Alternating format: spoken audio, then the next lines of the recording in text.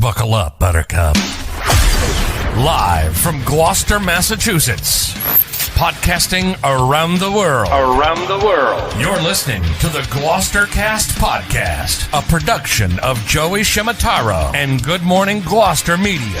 Kick back, relax, and enjoy the show with your host, Joey Shimataro, and his crew of merry castaways.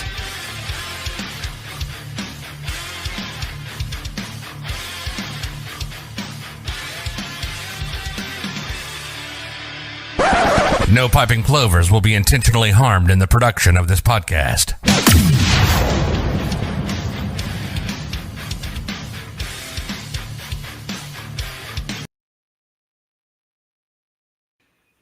Good morning, Gloucester. Hey. Jimmy's with us, and we have Ringo with us. We have Mike DeCosta with us. Hey, everybody. We have Pat over there. And we have a new guest, which we have to ask him a couple questions because he's a podcast virgin to us. Oh, boy. Oh, boy. I forgot about this. And what is your name, sir? Jonathan Lane. Jonathan Lane, and you're with Revolution 250. Correct. And why? So we're going to get into it. So I have to tell you, yesterday, I said, wow, can you believe it? We have the reenactment, and then right after that, Fiesta, then the 3rd of July, 4th of July, the summer, like in gone. Yes. Didn't it? And they said, what do you mean the reenactment? I go, the reenactment. It's good. Like a ton of people coming to Gloucester. A ton. And there was 15 people in this room. Only 2 knew that this thing was happening. Wow. It's crazy. Yeah. So that's what we're here right now. Yeah. We're here right now to talk about the reenactment. And John, you're going to speak to it. Yep. Give us the rundown. Yeah, well, it's an exciting opportunity to be part of an iconic moment in American history, right? The Battle of Bunker Hill. You have the underserved and underarmed provincial militia standing up against the might of the British Empire. Everybody knows famously that they went out in the middle of the night. They built a little fortification called the Redoubt. In the morning, the British see it, and the British attacked with their full force, and the Americans hold them off for several hours before the British finally overwhelm them and drive the Americans from the field. It's a loss, technically, for the Americans, but the British lost more men in that battle on that day than they lost in any other battle during the entire American Revolution. So what he's explaining is that they're going to reenact all of that here in Gloucester, Massachusetts. Mm-hmm. And the dates are it's 2 dates. Two dates, June 21 and 22. Is there stoppage, or are they going to actually do it just the way they did it, like overnight building the fort? Well, we are going to actually start building the Redoubt actually on Friday, just because in the 1775 period, they didn't have to worry about permits and, all the other sort of health and safety regulations that we need to abide by. So we are going to start building the Redoubt. Actually, Ringo's ancestor was one of the people originally 250 years ago who helped build that Redoubt. And now he's doing it again. And now he's doing it again. 15 years old. Full circle. He did it. Yeah, he was only 15 and fought in the battle and everything. Yeah. Right, exactly. Yeah. So we are going to break the battle up into pieces, into vignettes, so that we stretch it out over because the actual battle from the moment the British landed until they took the Redoubt is just a little over 2.5 hours. Oh wow! So we're going to stretch it out during the day to give the people an opportunity to interact with the soldiers, to interact with the civilian population we're going to have represented, and then the next day we're going to do the same thing again. Just we're going to compress it a little bit so everybody gets out of town on Sunday afternoon. So Pat's busy typing, but I'm going to put this up right now. This right here is the information right here. It's June 21st to 22nd, bringing the past to life 250 years later. What you're seeing, that logo on the top left, is also we're not calling this a commemorative coin. What are we calling it?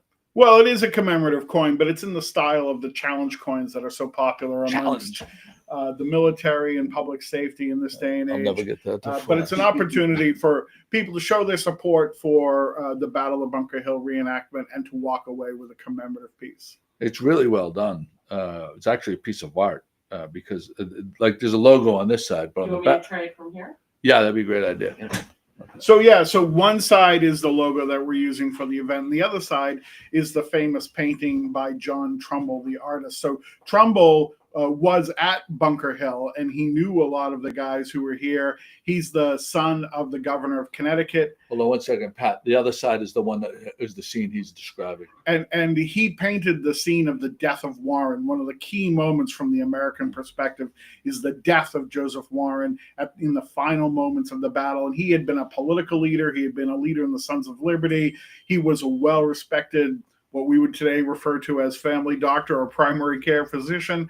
And he volunteered at the battle. He had just received a commission from the Continental Congress to be a major general, but he gave up that power and went strictly as a volunteer and was killed in the last moment. So I have to tell you, the really good part about all of that you just said was from that we got the Warren Tavern, which on Monday nights when I was in my 20s was an epic spot in It is Charlestown. still an epic spot in Charlestown. Oh, yeah. The Warren Tavern, anybody that knows back in the day, and still to this day, I guess.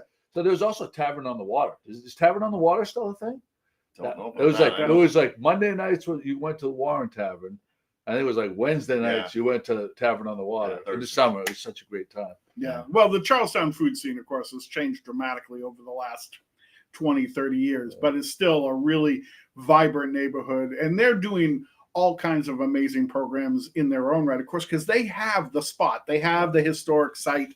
And so they want to recognize the history that happened on the hill in their town. And so they're doing a lot of great programs to bring that history to light as well. Yeah, if you went down Charlestown on the 17th, you get a lot of the commemorative stuff, and then come here and you can see the reenactment of the actual battle. Oh, wow. Yeah.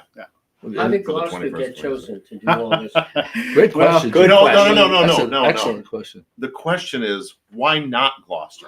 Yeah. Okay, all right. Or that. That's the question. No, I'm joking. Yeah, of course. It was one of the places that has the ability to, with Stage 4 Park, to have both the maritime component and kind of has the landscape that would work well for the type of battle that we're trying to reenact. Obviously, need a hill. Being able to do it, there's other locations that were thought about. Jonathan spent a lot of time several years ago scouting and talking about it. And, being able to add the maritime component puts this like unbelievable spin on this reenactment. It makes it one of one almost. I mean, really, it's just this. It's not something that is normally done. That Venn diagram of places that are suitable to do the reenactment and places that are willing to do the reenactment is pretty small. And I mean, think about it. There are 1,000 reenactors from 20 states. Yeah, about that. 2020. What's coming to Gloucester to do this battle? So all the Dungeons and Dragons places are going to be silent those days. Maybe slightly differently. These guys put $1,000, $2,000, $3,000 into their kit. Wow. They are like totally regaled with the way it would have been. It's amazing. You know the lady that moved into Olympia Palazzola's building and she does like high-end costumes? Mm-hmm. No, I don't. Yeah, no, there's a lady. Pat, would you know the name of that place? It's right next to Floating Lotus or something. But I don't know what she's like world famous. She moved here because there's a lot of people buying these like period time. Like uniforms, all different types. But I wonder, and they're not cheap. No. Yeah, they're not cheap. So it's really exciting. It's interesting. Gloucester 1616. The revolution came that far after. Yep. After Gloucester was landed. Yeah. 1616. When was Gloucester founded before Boston? Yes. Wow. 1623. Wow, it was so much more important than Boston. Yes. Boston sucks. Boston really stinks. And I'm sure that's exactly what they said when they put that flag down. Yeah. Boston sucks. Way better fishing.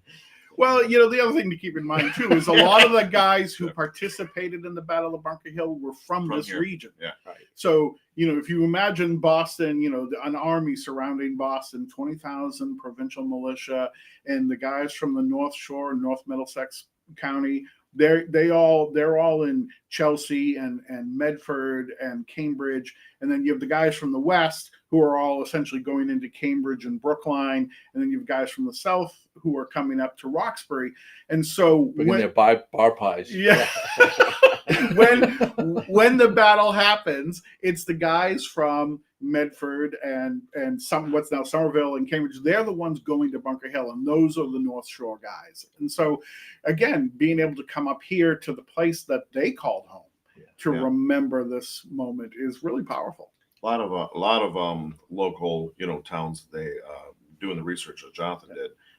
You're finding all these little vignettes of people from here that went down. And then, the actual battle, they heard it up in Amesbury. They heard it up in Newbury. Wow.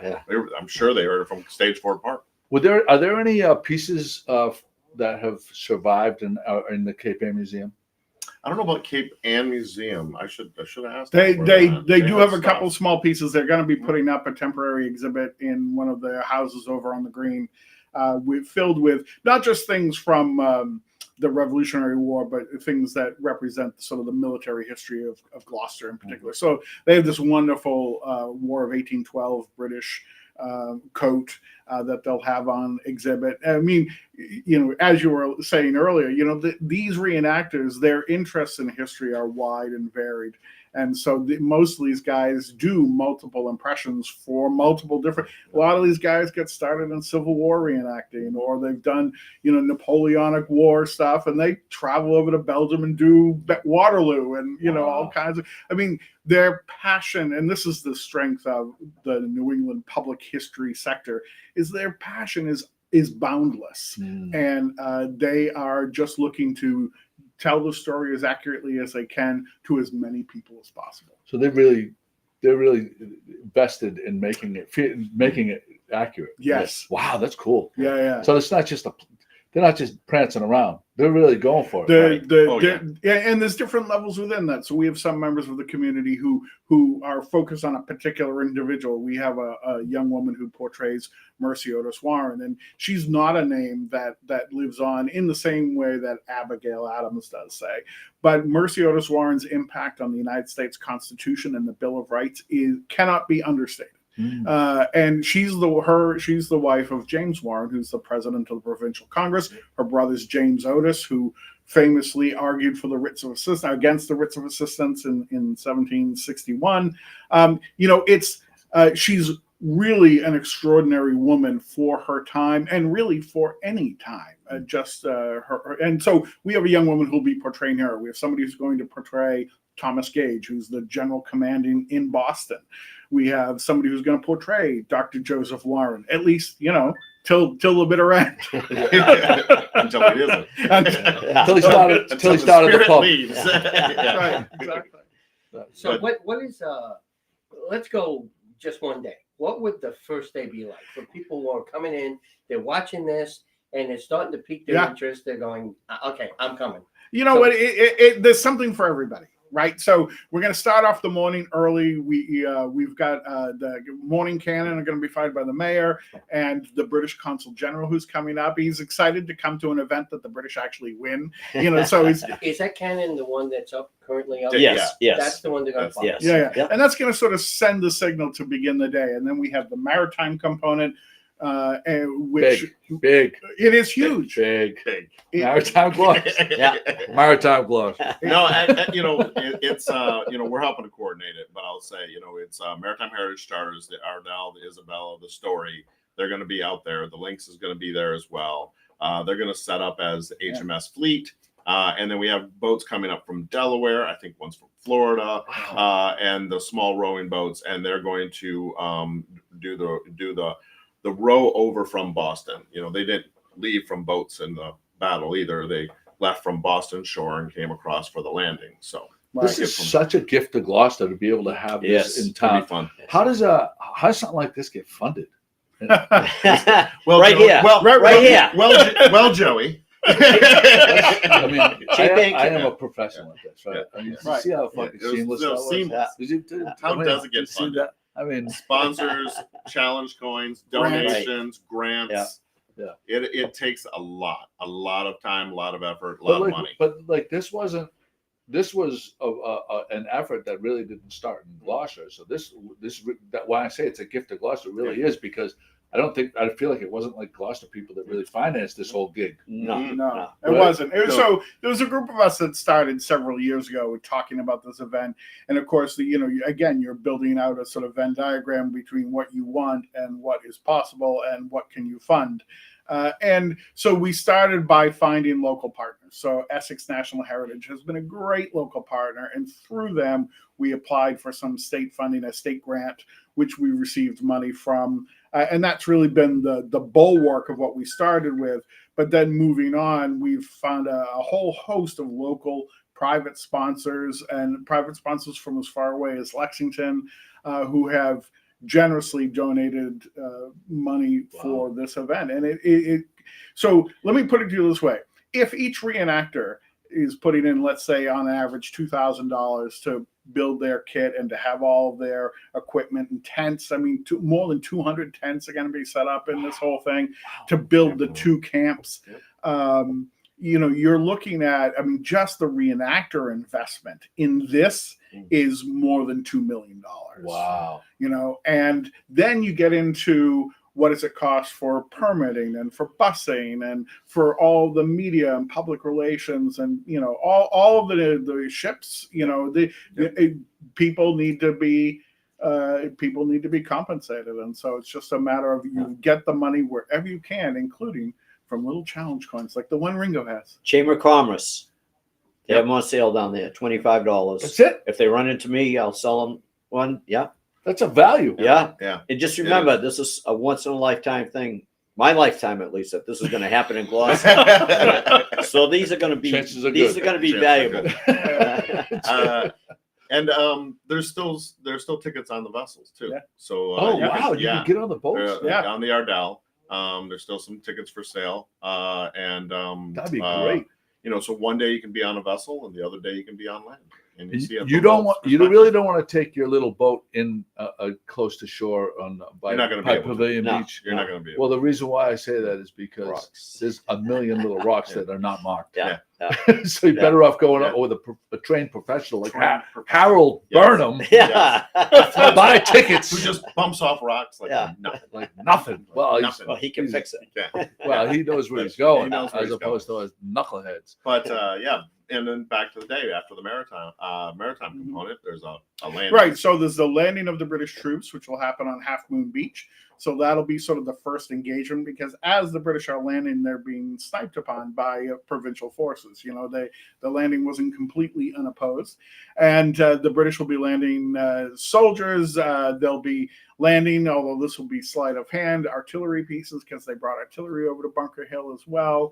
And then that's the first engagement, and then the second engagement will be later in the morning at the rail fence. So famously, John Stark and his New Hampshire men with some guys from Connecticut who don't get enough attention, but they all fortified a rail fence between the Mystic River and essentially halfway up the hill. And they decimated the British column who tried to attack them, and they tried to attack them twice.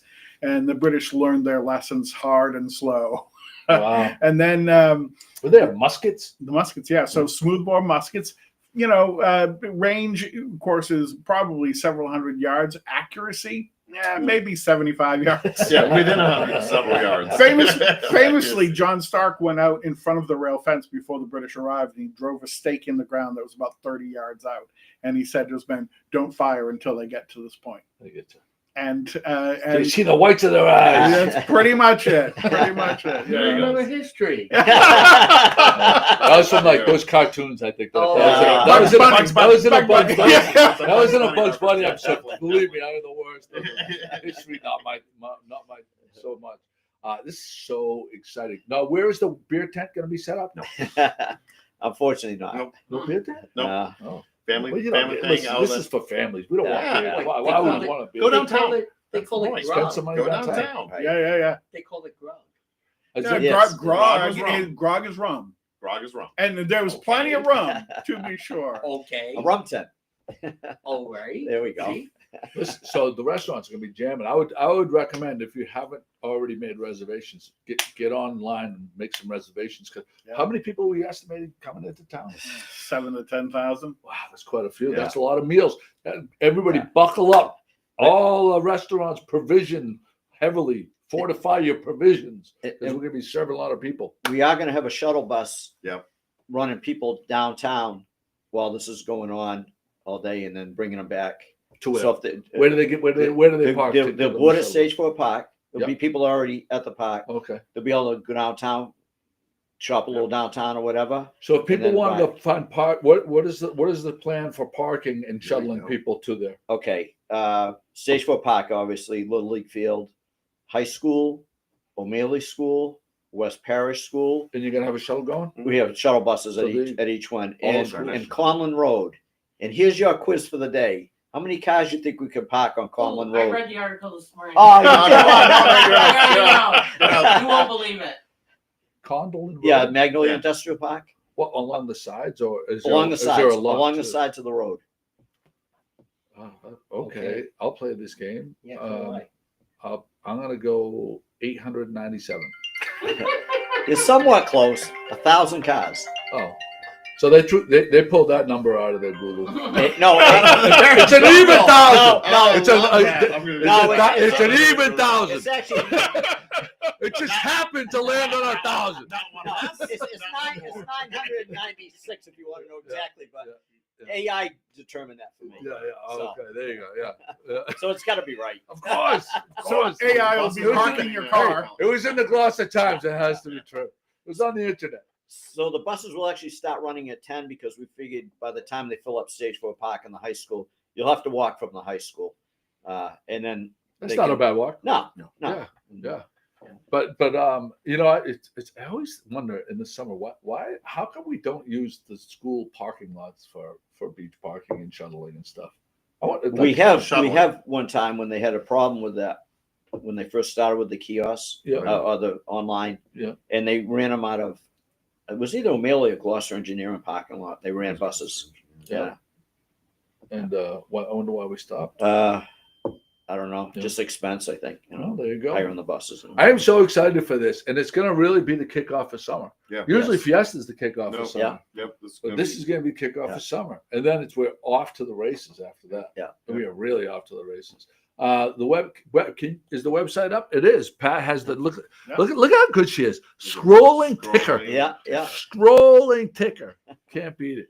I love it. So there's one other thing going to happen on Sunday. St. John's Church is going to do a service with period time, prayer books, and everything. Right back from that date, everything's going to happen in the church that The time. 1660 Book of Common Prayer, which was still being used in 1775. Yeah. Wow. He didn't research that. He just knows this. I know. 1660. Yeah. Not long after we got here. Yeah. Right. Well, not us guineas, but like the Real real people. Yeah. Yeah. The like people that- like the tars from The- Rockport. the tars Like the from tars from Rockport, Rockport. yeah, the Taz from Rockport, not us guineas from Terracini. Yeah, this is so exciting. Go to the website, go to the chamber, and buy your commemorative coins because oh my God, these are gonna be worth it. 'Cause, oh, these are like better than bitcoins. These right here. Yes, they are. Forget it. They You are. know, who wants bitcoins when you can have these? Forget about it. Get there early. The other thing is for volunteers. We need Yes. volunteers, and I think we have the QR code that they can go online and register right there. And list, I mean, I know you got a big list, but what are some of the volunteering things that you need? Parking lot, helping park the cars is a big thing. You go pick up the Just- pick up the poop Picking up horses. after. Distributing the handouts and Distributing handouts. Things in Wayfinding general. We have information. like miscellaneous people. Yeah. We have crowd control.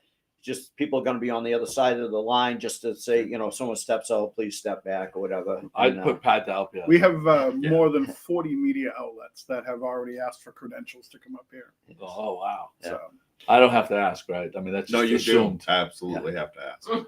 yeah. I gotta ask. We need to Yeah. credential you more than anything. Listen. Credentials, Corey check on Jimmy and Pat, but I should slide right through. don't look too deep. Don't look too deep. I know a guy. We'll get you in.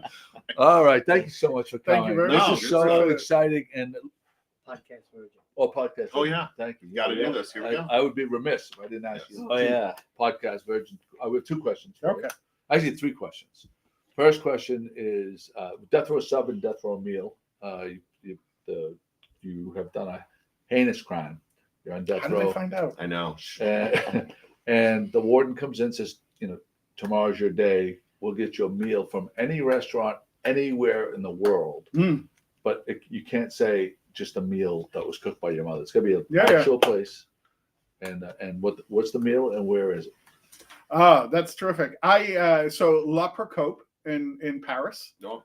is, and quite frankly, if I just had the chocolate mousse, I'd be happy with that. But if I'm going for the meal, they did a wonderful duck, which I just loved when I was over there. So I did get the duck. What neighborhood? What address? It's over by Sorbonne.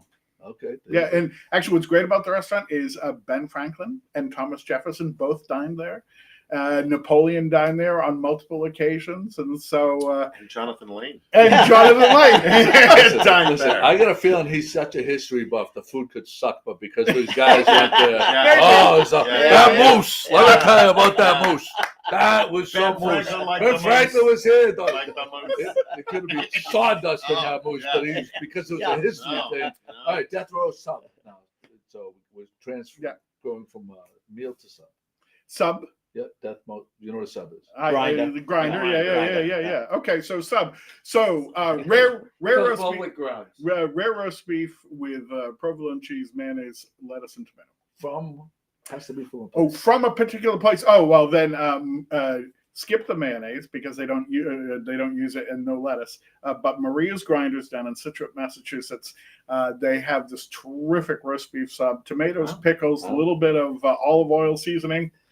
Great stuff. I've never heard of that combination. No. Olive oil Olive oil. seasoning on a roast beef sandwich. Oh, it's delicious. Interesting. Yeah, Tomato. You're a South Shore guy, obviously. I grew up on the South If Shore. you're pulling out Yeah, Situate. Yeah. That's wild. Yeah. All right. So we have that. One last question. If you were to have a loofah in your shower, what color loofah would it be? Yeah. These are the hard hitting questions. Wow. Green. Green. All right, Pat, go to the tape. So you would be teal, bisexual for those that want to increase their dating chances at the villages. There you If go. you hang that the There you go. green Who loofah. knew? Yeah, Who now knew? you know, Who knew now that's you the know. thing? Yeah, we just the hard hitting questions. That's why you come to Good Morning Gloucester. Wow. Thank you. Thank you. Oh, Carol Mondello, Brenda Grimes Davis. Thank you for joining us. Phil Scannell. Don't forget the dates are, June 21 and 22. and really, I think the best move would be go one of the parking lots, even park at the high school and walk. I wouldn't try to drive straight down there. Get there early. Get there early. Yeah. What time is? Oh, listen, all this that we've said, I'll say this all the time. Go to the website. Yep. It's Yes. going to answer all the questions that you may have missed while we were talking. I know we got you all excited about it, but listen, the information is right there for the taking. And spread the word, because a lot of people say the word reenactment and they didn't even know what's happening. It's right around the corner. So and it's a gift to Gloucester, because we didn't even come out of pocket for this. These guys raised all the money. It's fantastic. And they need help, folks. So if you think something you want to be a part of, Yes. go to the website, Yes. take a look. What is it? Are you doing? Are you volunteering? We're going to look at it, and we're going to see. That was a strong hesitation. Strong hesitation. They may have prior engagements. So just one other thing. We might want to be at our shop, because we are going to serve the people in other ways. There you go. Right. Service our wares. The city has been fantastic in everything they've done for us, so we really appreciate.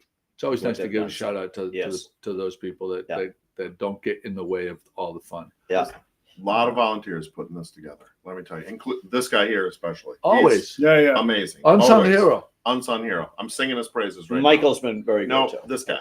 And I also Michael's been want to thank Discover Gloucester, because they've been doing an unbelievable push with this. I see a lot coming out of them. So thank you to Amanda Pollock and everybody over there, Michael and the rest of the crew. Here. Yeah. good. All right, there we Looking go. forward We're gonna log out right there, and thanks again for coming. Thanks, Joey. All right. Thank you. Appreciate it. On the podcast, interviews and making all the people laugh. In the oldest seaport of our country's past, out here with the lobsters. Good morning, Gloucester.